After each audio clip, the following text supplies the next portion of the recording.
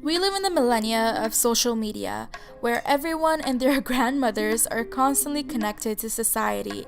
Whether it's Twitter, Instagram, Facebook, or even YouTube, people are not only consuming media, but they are also creating and uploading their own content. In recent years, we saw the rise of social media influencers. These are individuals who have used their platforms to build a personal brand and grow a community of followers. I recently got a chance to chat with one of Ryerson's very own influencers. This is Rise Influencers.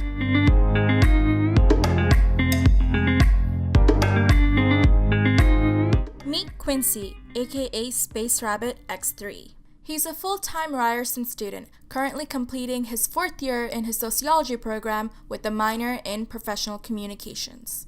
On top of a full course load, he's also a part-time pre-mentor stats tutor at the university, and is also involved in preliminary research on improving general cohort and grades among liberal arts students.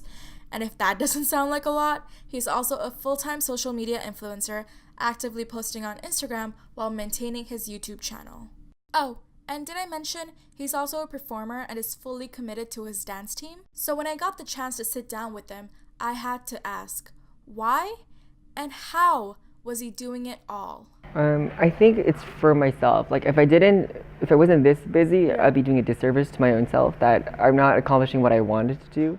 And that in the end of the day, I want my brand to be known. And I want myself professionally to be known. Like I want to do well in both things, so why can't I?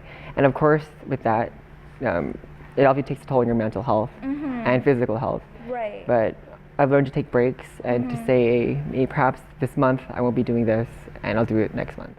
I wanted to do my YouTube, my Instagram, everything, but I knew I couldn't put everything into every section. So you just have to be willing to know that something's gonna just not be there, and that you'll have to invest in it sometime later.